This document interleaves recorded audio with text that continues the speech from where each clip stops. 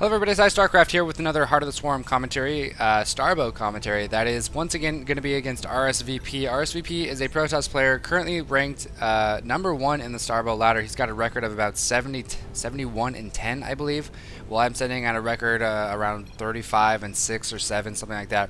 Talking about that last replay, if you haven't seen the first replay, I recommend you guys go check it out, the first video of today that I cast. We are kind of discussing it a little bit. Wondering why that little probe wasn't able to block off those lings, which, like I said last game, was one of the critical moments in the game. But before I get too far underway, going to let you guys know I am streaming today, twitch.tv/PsyStarcraft. Going to stream some STARBOW, maybe some Bashi. Not for too long, definitely not going to go for 15 hours like I did on Friday, but I do want to stream. I want to continue my Monday, Wednesday, Friday schedule. So I look forward to seeing you guys there.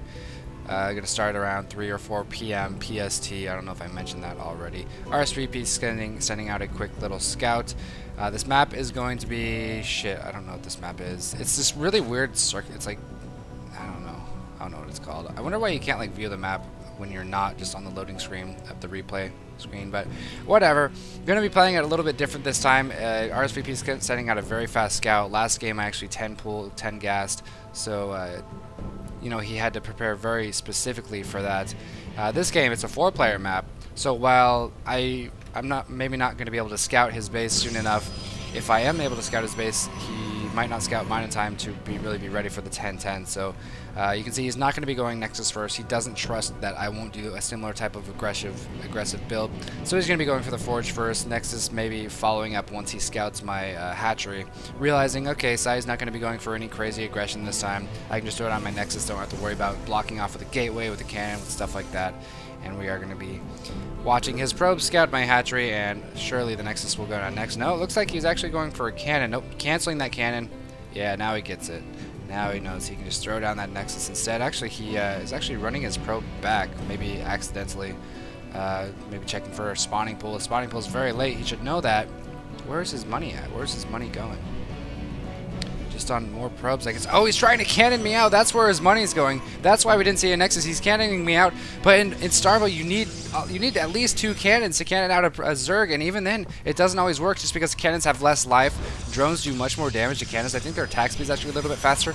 So he's throwing down 3 pylons. He's actually canceling one of the pylons, letting my drones into the little crevice. I like being inside of little crevices where they would benefit from blocking off, and he's actually making 3 photon cannons, but they're so exposed. None of these are being blocked off. 2 queens are on the way, 4 lings on the way. I'm just going to pull a lot of drones here, not going to take any chances, and this drone doing so much damage just to this 1 cannon, 4th cannon going down.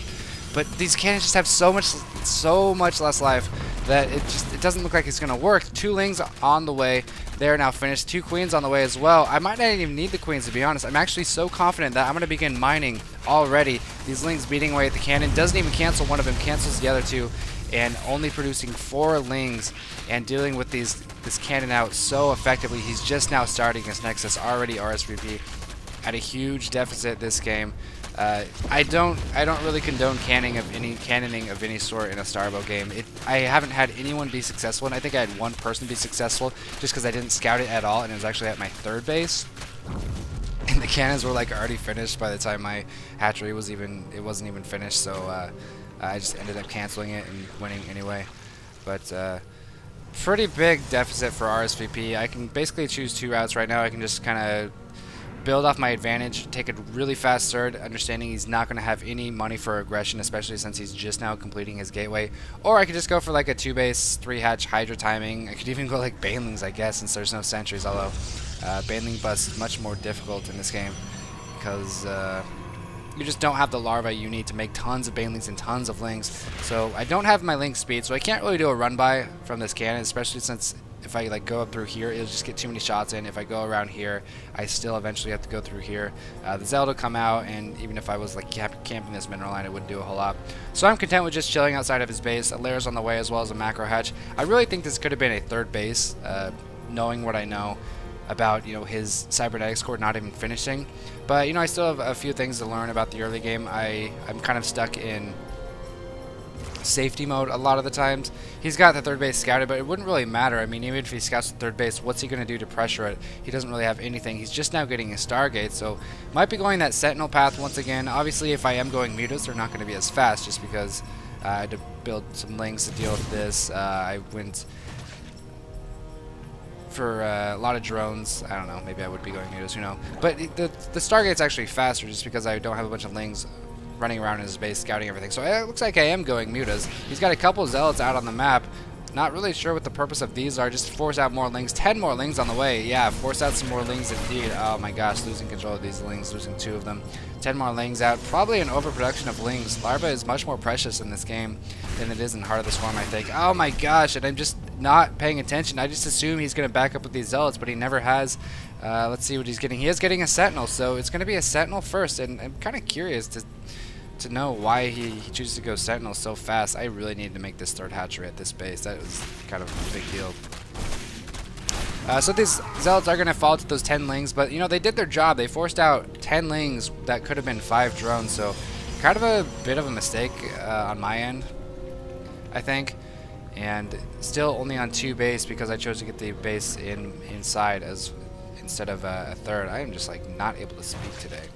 Evolution chamber coming down, so that kind of lets you know I'm going to be supplementing this with lings or hydras. Are we going to say a hydra den? I don't really know. It's always good to have like 1 evo chamber. Upgrades take so long in this game that you can't just like at the end of the game churn out 2 evos or 2 spires and just expect upgrades to be done in just a couple minutes.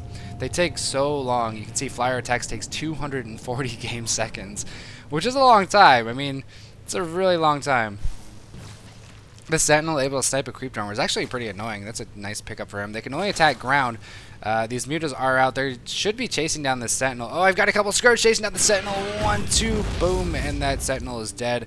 I didn't realize Sentinels were so slow and had such low life. I probably would just save the Scourge and just use my mutas to pick them off in the future.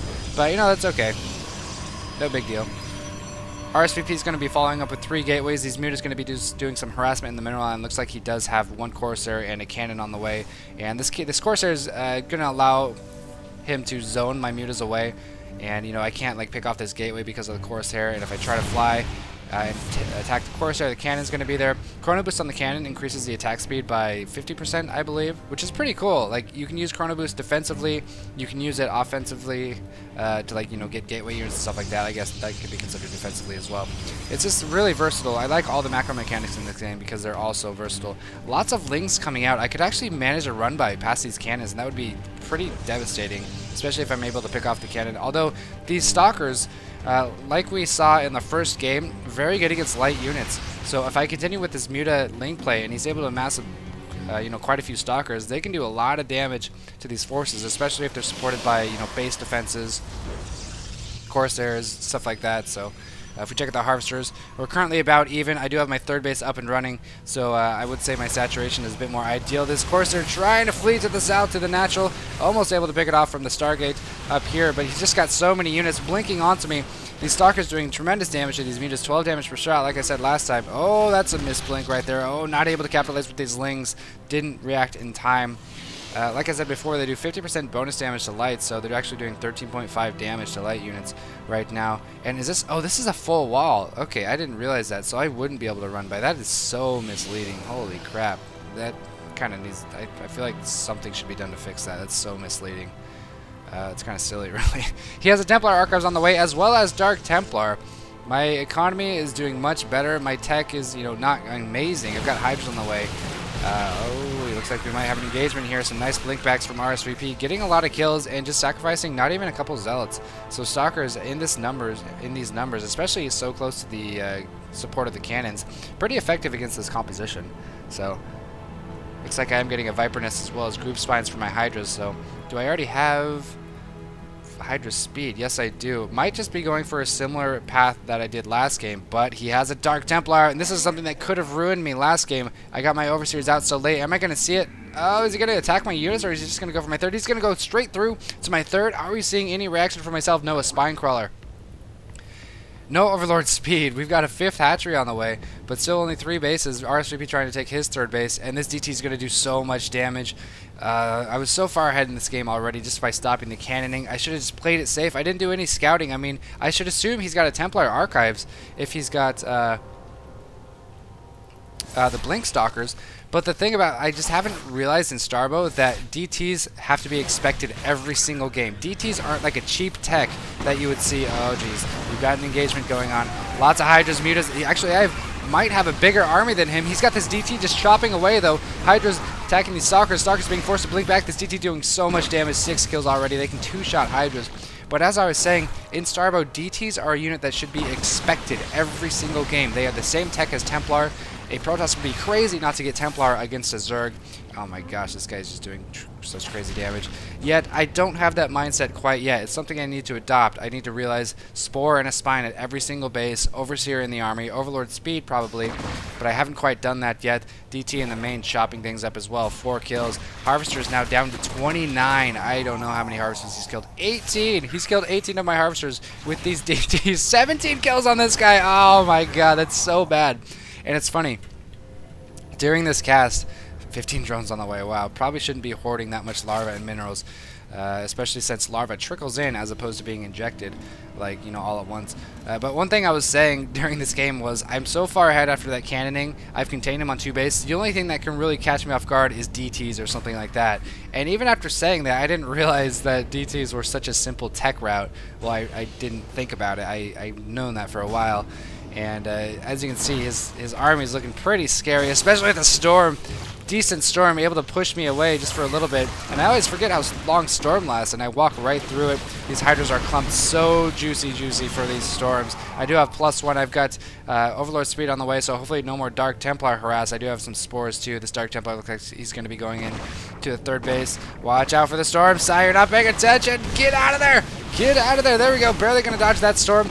Gonna run, shoot, and these Hydras, actually these Zealots combined with these Blink Stalkers are so good. Oh my god, I tried to run in and snipe the High Templar.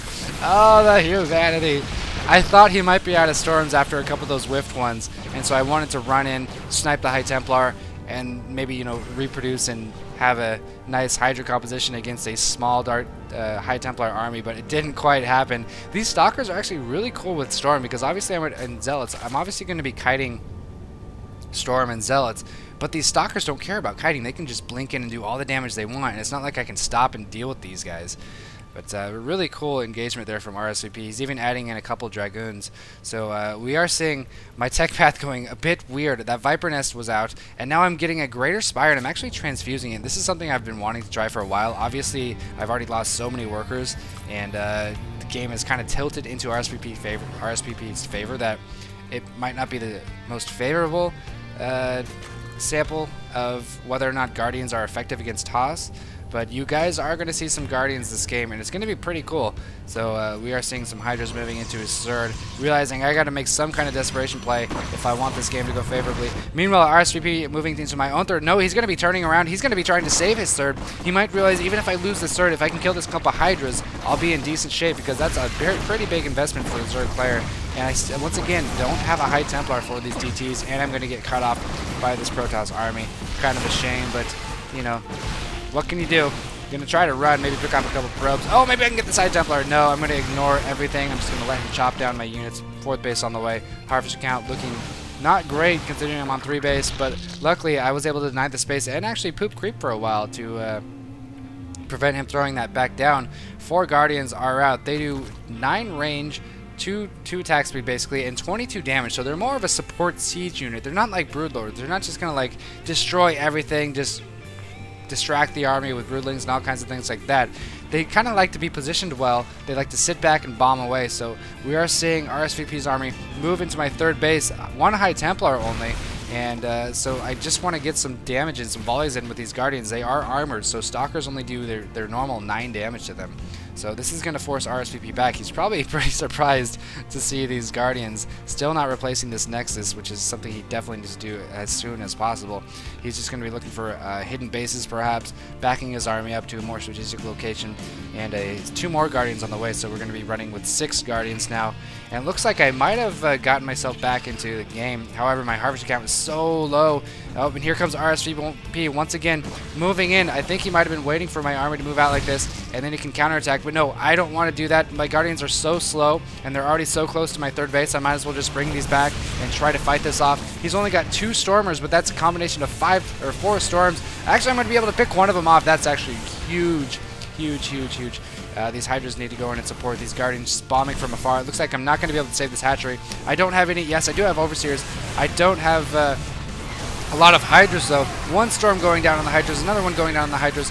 These Lings are going to be tearing apart these Dark Templar, but it looks like the Zealots combined with them is going to be just fine. And these Dragoons are going to do tons of damage to these Guardians. I really need to back these Guardians up, micro a little bit. Meanwhile, we've got tons of Zealots running into the main, more Zealots rallying. You can't just warp in with Protoss without researching it and having a pylon up there. But it looks like these Dragoons are just going to be plenty. I didn't have enough Hydras. Those Zealots really chopped up my Zerglings. These Queens trying to deal with these Zealots in the main. He was able to take down the third. His third now being replaced. And just, I don't know, my economy was just in such shambles after that DT attack.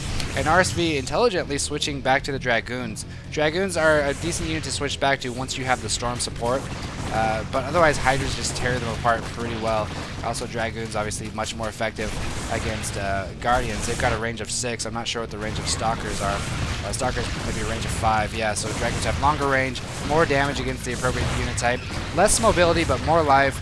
And I think it was a smart switch to go into Dragoons, kiting pretty well, moving the weak ones back, leaving the healthy ones to the front. These Hydras are going to push these Dragoons back, but he's done so much damage. My economy is in shambles. Like I said, 16 Lings, 2 Hydras on the way. I still don't have that third base. Looks like he was actually able to pick this base off too. Wouldn't surprise me if that was done by a Dark Templar.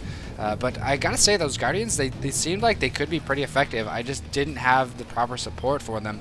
I had to use a lot of the gas on the Guardians, so I didn't have many Hydras, which would have been much better. I ran into the Storm a little bit. You saw the Hydras and Roaches took the brunt of the Storms. The Lings were soloed by the Dark Templar and Zealots. You really don't want Lings to fight against Zealots and Dark Templar. I mean, Dark Templar are fine, but Zealots just, they match up pretty well against Lings, especially with +1 attack and with no upgrades on the Lings. And we are seeing 2 upgrades and 1 armor from RSV against my only Hydra upgraded army. These Overlords think they're Overseers, but they're not. Finally, an Overseer coming into the battle. He's just going to pick off a couple more Overlords. I'm just running for my dear life with nothing but Lings and Hydras. What is this T1 army compared to Templar, compared to Dark Templar, compared to a well-upgraded Protoss army? This Overseer thinks it's an Overlord and goes flying to its death cheaply. But no, that's not the case. That's usually the case, Eros, this early in the day. But he's going to be doing one final push. It looks like this is going to end me. Lurkers might have been an option this game. You've noticed I haven't gotten Lurkers at all against RSVP. I haven't felt like I really needed it. I kind of botched this game up just by allowing the Dark Templar to do so much damage. He's going to be pushing me back. I could take the high ground with my Hydras. They take half damage from shots, or the shots have a 50% chance to miss. Well, it looks like that's going to be it. These 2 spines aren't going to be enough, although they're trying their hearts out to stick their penises inside of the opponent. And all I have to say about this is damn DTs. Damn DTs. Transfuse! There's a transfuse. Not going to see any more than 1 transfuse. Perfect containment with those Storms on that choke. And there's the GG. So RSVP taking that game. Pretty nice DT usage. He split his DTs really well. Realized he needed something to catch up in this game after that failed cannon. And it did just that. It caught him up. So that's going to be it. Hope you guys enjoyed these 2 games. Starbow's a lot of fun. Going to be streaming today. Twitch.tv/PsyStarcraft for a little bit. So check that out, and thanks for watching. That's a lot of gas.